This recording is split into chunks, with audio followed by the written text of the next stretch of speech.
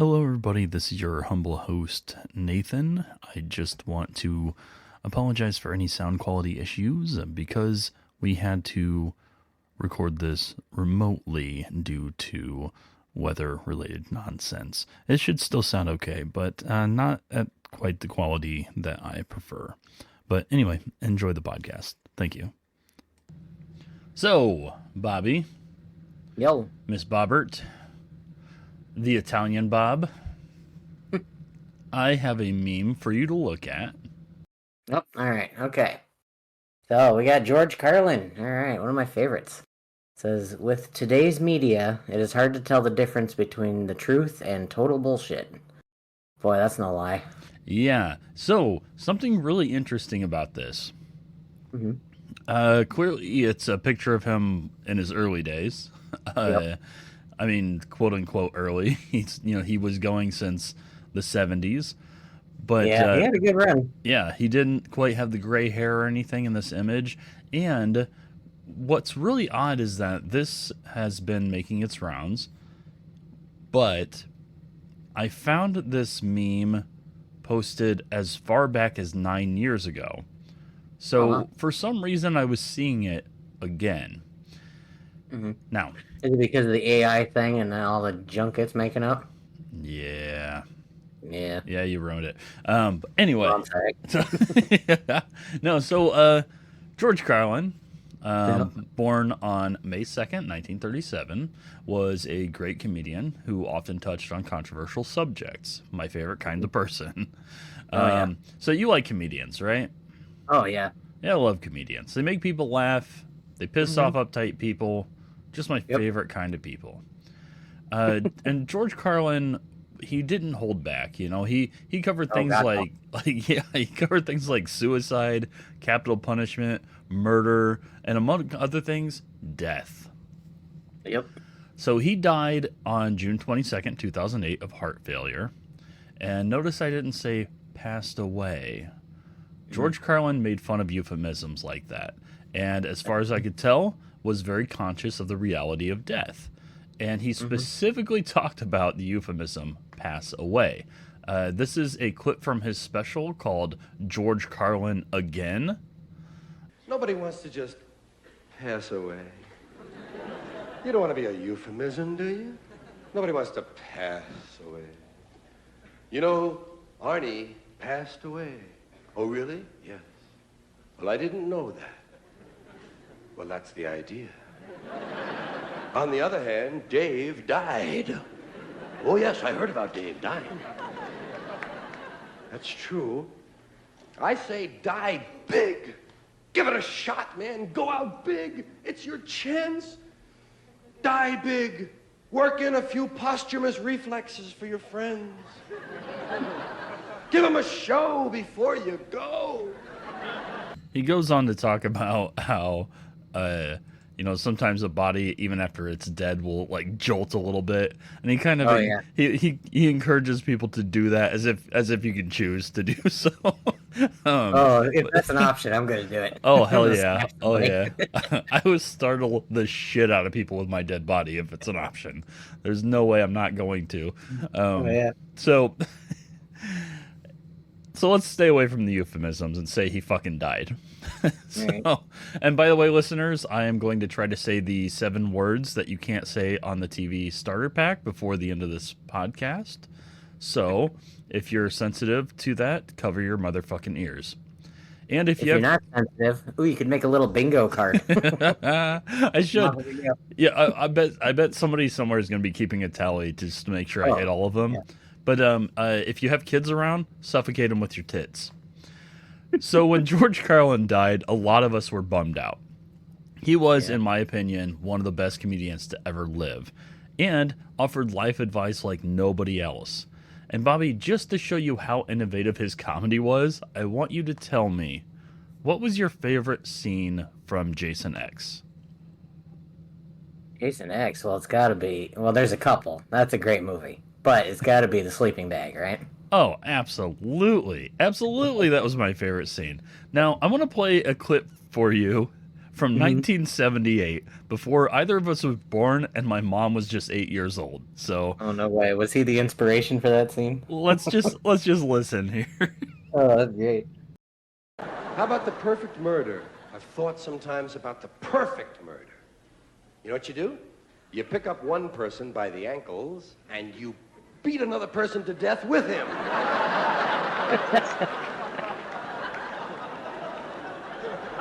And they both die, and there's no murder weapon.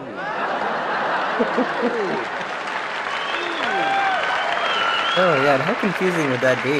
Trying to be the medical examiner figuring that out? Well, they were beaten with a blunt instrument, but I can't exactly tell what.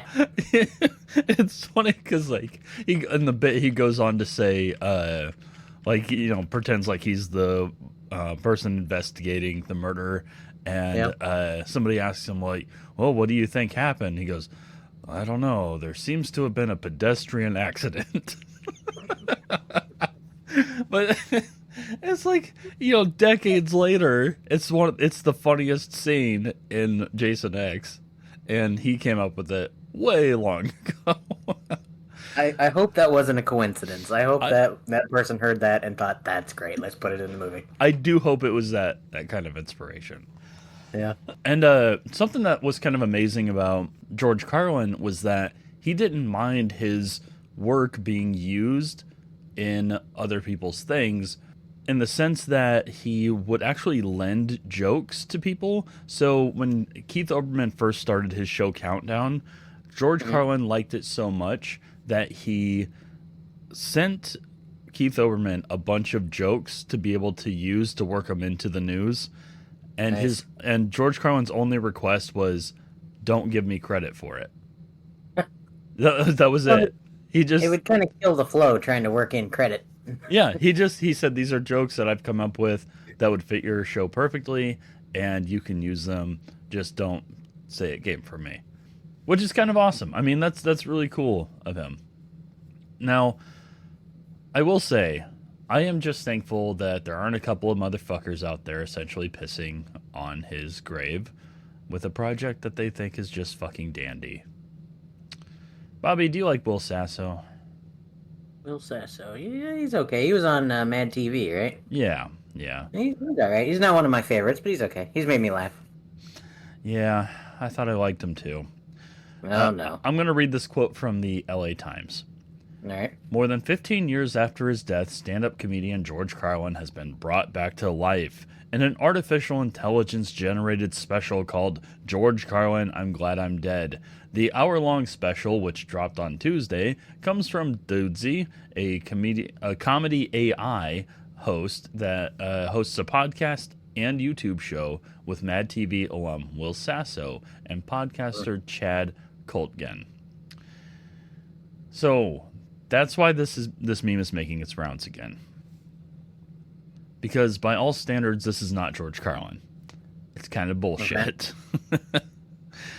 As he said, it's hard to tell what's real and what's bullshit anymore. And this is essentially bullshit. But, like the Kiss Avatar thing, I don't want to be too quick to judge. If Carlin's family wants to have his legacy live on through AI, that should be their right. So let's just listen to a clip of George Carlin's daughter, Kelly Carlin, talking about the AI project on a podcast called The Nicole Sandler Show. Yeah, I'm his sole heir, and between myself and my father's manager and business partner, there's something called the George Carlin Estate, and then there's another entity that owns all of his intellectual property, and all of it was produced through that. And of course, we control all of it. And you never heard from these people who to ask you, we have this idea to do this thing. What do you think? Nothing. No, of course not. No, I was I was shocked by it. I guess it dropped last Tuesday. I heard about it on Wednesday, and got my thoughts together and made my statement. And then ever since then, it's kind of been a snowball of talking to all sorts of people about it. No, they never approached us because they probably, we have a reputation for being very picky. It took 13 years or 12 years almost to decide who to make the documentary about my dad. We had a lot of people approach us. We've had a lot of people approach us about all sorts of projects. We're very, very protective. We try to use my father's high quality standards and our own intuition to, of the people we're talking to. And there's no way I would have given permission for something like this. And they probably. So I accidentally cut that clip a little too early, but the last part, she said, and they probably knew that. So, like, she thinks that the reason why they didn't ask her permission was because they knew she wasn't going to give it to them. Right. So, it doesn't sound like George Carlin's family has sanctioned this. And it seems like it might even piss them off. Yeah, she seemed a little annoyed. Yeah. This might be why Robert Evans, the host of Behind the Bastards, posted this on X. Quote, Will Sasso from Mad TV and Chat Coltgen are making an hour-long comedy special with an AI-generated George Carlin against the wishes of his family.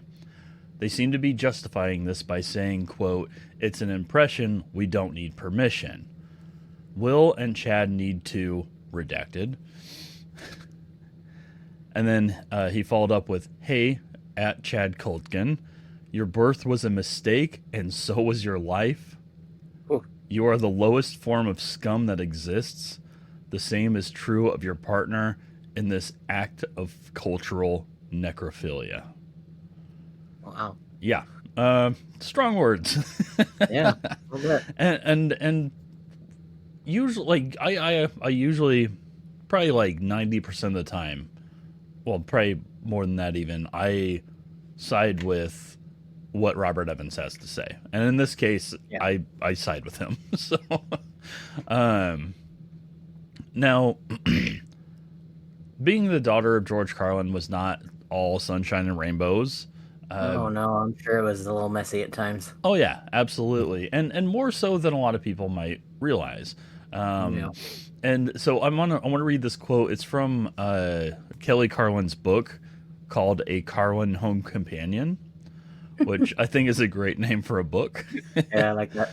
But she was talking about when they were on a vacation in Hawaii. Quote, we had spent the entire day in the bar in Lahaina so my dad could score some coke and weed. The coke was running low. Mom wanted more and Dad wouldn't share. They fought, threatened divorce, and argued about every trespass they'd ever committed against each other in their 14 years together. Then Mom picked up a kitchen knife and Dad did too. I screamed and hurled myself between them. Stop, stop, please just stop this. That sounds like a nightmare. Yeah, a little bit. And in the book, she goes on to explain that she, as a kid, wrote out this treaty. I think she was 11 when this happened. And she wrote out a treaty and made both her parents sign it to promise that they wouldn't drink or do drugs for the rest of the trip so that they could have a good vacation in Hawaii. Well, I don't know. If you're going to give up drinks and alcohol or drugs and everything cold turkey like that, that's going to ruin, how long does it take to get over something like that? A couple weeks? Months? Years? Yeah. It's not going to be a good trip. It's hard to, just drop alcohol cold turkey, let alone cocaine, too, And I don't know what cocaine withdrawals would feel like, but, no idea. I can't imagine it's pleasant. No, But and it takes a while. But for better or worse, her father started doing cocaine before the end of the day, and her mother was drinking before the end of the day. Yeah, Which is not entirely shocking, But it is still apparent that Kelly cares about her father's legacy, and to have it tarnished in such a lazy way has to be painful. I listened to the special. And while the elements were there for setup, subject matter, and somewhat of the verbal style, it did not have the delivery of George Carlin. And it felt formulaic.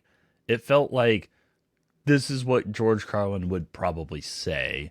And while subjectively there was some accuracy to it, it didn't feel or sound funny.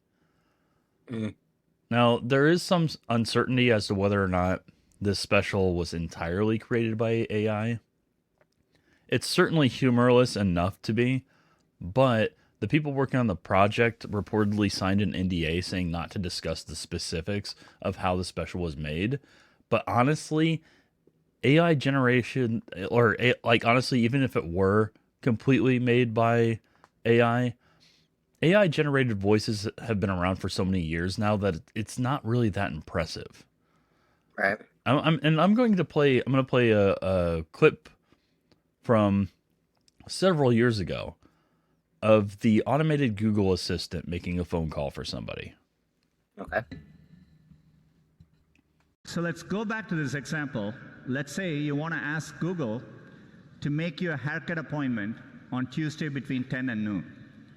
What happens is the Google Assistant makes the call seamlessly in the background for you. So what you're going to hear is the Google Assistant actually calling a real salon to schedule the appointment for you. Let's listen.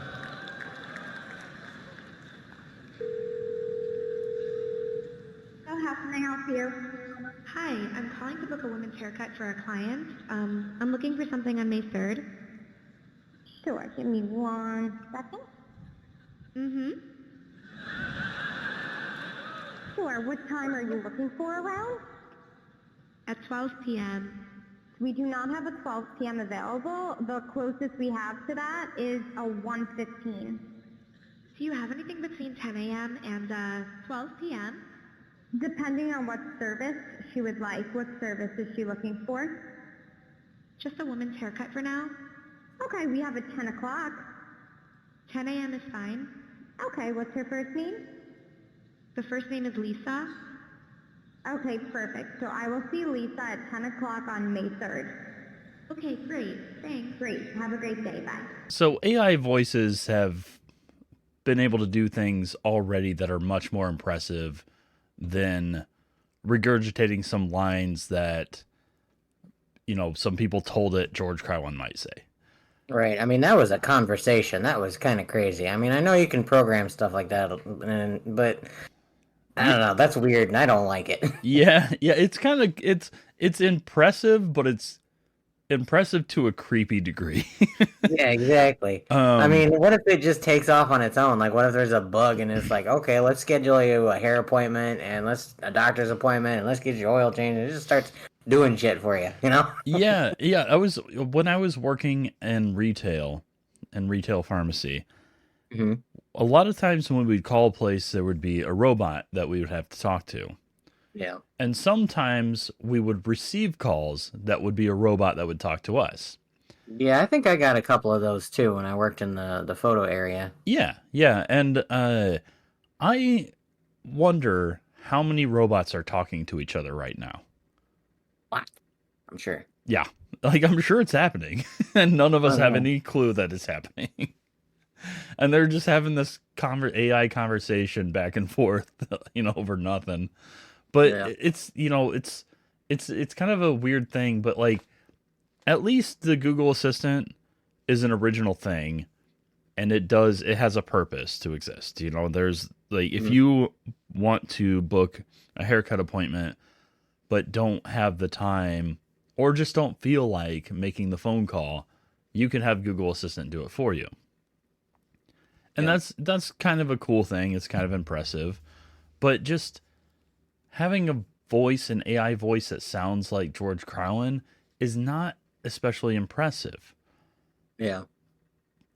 Now, I was wondering before I watched the special, how much like George Carlin did it actually sound like? Because that is kind of an interesting thing. AI has been getting better and better, and it's been very impressive at the types of things that it can do. So I'm going to play a clip from the special for you. And this is the only clip I'm going to play from the special because I don't think anybody should listen to or watch this special. But I'm going to play this clip for you real quick. And I want you to tell me, does it sound like George Carlin? All right. But if you're in America, you're special. God made something just for you, something no other country on the planet gets. It's totally random, not related to your diet, exercise, lifestyle, age, race, gender, sexuality, or genetic predisposition. Of course, I'm talking about mass shootings. I don't know. That was a little off somehow. It Especially was the punchline at the end there. yeah. I don't know. Like the words were, like you said, the words were close to something he might have said. Like that, I could see that being his joke, but it just didn't sound quite right. yeah, and something about the cadence, the voice itself, and the delivery, everything about it just feels off. Yeah, It doesn't feel or sound like George Carlin to me. it was weirdly close though. Yeah, Like, if I heard that, I might, if you hadn't told me it was AI, I might be like, oh, he just had a cold that day or something. He was on medication and he was a little off. Yeah, Yeah. I feel like if I had heard that and didn't know it was supposed to be George Carlin, I would have assumed it was a comedian who was trying to be like George Carlin, Yeah. Like that would be more of the impression that I would get. And listening to the entire special, the laughter was and felt canned. The voice didn't feel quite right. And it's even worse to actually watch the special. So I was curious at first because I kept reading about this AI recreation of George Carlin, and I thought it would be kind of interesting to see an AI generated video of George Carlin as if he was still alive. But it's not even that. It's just a bunch of still images of AI generated crap. Like they just pumped some words into an online AI bot and just pasted them together in a soulless slideshow that only vaguely relates to the material. And it's ripe with mistakes and misspellings. Yeah, I'm not surprised. It's one of the laziest things I've seen posted on YouTube in recent history. And in my opinion, I don't think it even really sounds like George Carlin. So I have to once again agree with Robert Evans, who said, quote, "None of this fucking abomination's jokes are funny or sound like George Carlin." Yeah. So there's an opinion piece in the LA Times that was titled, "The George Carlin auto-generated comedy special is everything that's wrong with AI right now." And it was put thusly, quote, "The special, tastefully titled George Carlin, I'm Glad I'm Dead, is one of the most unpleasant things ostensibly produced for entertainment purposes that I've ever sat through. It's a stroll through an uncanny valley of Carlin's comedy, an audio program in which a serviceable replica of the familiar raspy voice delivers, quote, jokes. It's a nightmare. If I were to have to watch this whole thing in a darkened room, eyeballs peeled, like the guy in the Clockwork Orange, there is a non-zero chance I would have a complete psychotic break." And it's pretty bad. It's hard to sit through it. Like it does this thing. It's like, I don't know. It's the stand-up comedian version of edging, where like you almost get there. You almost have the joke. It's almost George Carlin, but not quite. Like it just doesn't. It does not deliver at all, and it gets really annoying after a while. And it's one of those things where it's irritating in a way that you can't quite put your finger on. You know how sometimes when you just feel uncomfortable and you can't figure out why, but you're annoyed for some reason.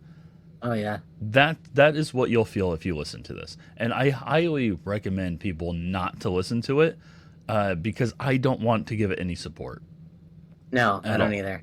I don't need to hear that. I mean, No. It's not George Carlin. That's good enough for me. If I want George Carlin, I'll look him up. His stuff is out there. Yeah, it's everywhere. And he had 14 specials. Okay? Yeah. And like, to quote Epic Rap Battles, when Joan Rivers is kind of giving George Carlin the business, she said, "I'm kind of glad you're dead. 14 specials was enough." Which is terrible. But at the same time, it's like, there is plenty of George Carlin material to listen to. And even if you don't just listen to the specials, he has a lot of albums out as well of just his comedy. There's a lot to listen to. So if you want books too, he's got three or four books. I've got, I think, 3 of them. Yeah, I remember Brain Droppings. And and like, so he's got a lot of material out there. If you want George Carlin, there's George Carlin out there. And you know, similar to the guy who wrote the LA Times piece that I just quoted from, I had a similarly painful experience listening to that crap. I think AI has a lot of promise. It can do like pretty incredible things, but it can also create an idiotic mess like this. And the people involved didn't even try. Frankly, I'm hugely disappointed in Will Sasso for taking part of this without even contacting Carlin's family and continuing on with it despite Kelly Carlin's wishes that he would stop. This AI bot will not replace or even adequately represent George Carlin. So like this opinion piece in NPR put it, quote, George Carlin wasn't predictable, unlike AI. Yeah, that's fair. Yeah. I think it's a good way to put it. Yeah, absolutely. AI is good for things like, that phone call you played where they made the hair appointment. Yeah. It's designed for stuff like that. It just doesn't have the personality to do stand-up comedy. I mean, maybe it can come up with a simple joke, but it takes talent to deliver something like that, and hit all the right points and make it funny. Yeah, right. Yeah. And I don't think that there is a perfect formula to make something funny. And so I don't think AI is really going to catch on to how to be funny without just regurgitating things that comedians have already said. And I want to say, a lot like Snoop Dogg, we all love George Carlin. And if you don't, you should. But it would be odd, in my opinion, to wish that he were still around. Yeah. Well, because, it would be nice to have that special shine back that he brought to the comedy scene. He's in that great garage in Buffalo, and we should let him rest in peace. And we should definitely be respecting the wishes of his family. Oh, definitely, yeah. Yeah. And so I want to close with a quote from his daughter that she posted on X. My dad spent a lifetime perfecting his craft from his very human life, brain, and imagination. No machine will ever replace his genius. These AI-generated products are a clever attempt at trying to recreate a mind that will never exist again. Right. So what do you think, Bobby? I think it's an interesting experiment. AI, personally, kind of creeps me out. I've watched too many of those sci-fi movies. I've read too many books about it going badly. But yeah, it has a lot of potential. It could do a lot of good things. If nothing else, it could be helpful. Again, like the phone call scheduling your appointment. That's pretty cool. It doesn't take long, but that'll save you, 5-10 minutes during your day. It's pretty handy. Yeah. But it's never going to replace things like this because it's not human, George Carlin was just a nuts man who had so many years of experience. He had so much going on, and he learned so many things, and AI just isn't going to... It's not going to be the same, I don't know. Maybe 100 years from now, it'll be closer, but I don't think it'll ever nail it. Yeah, and I don't think so either. And one thing that I hope it doesn't ever nail it. Yeah, the thing that I find the most upsetting about this whole situation is that George Carlin's daughter is asking them to stop. Yeah, and they're not doing it, and it's unfortunate. And I do like to see people toy around with AI and see what it can and cannot do, especially right now that we are sort of on the precipice of making AI advancements. It's really interesting to see the development and progress. But this situation is being done against the wishes of his family. And that's frustrating. Plus, the final product is just crap. It covers subjects that George Carlin would probably cover. It uses words that George Carlin probably would use, but it just doesn't have that humanity behind it. It doesn't have that feel.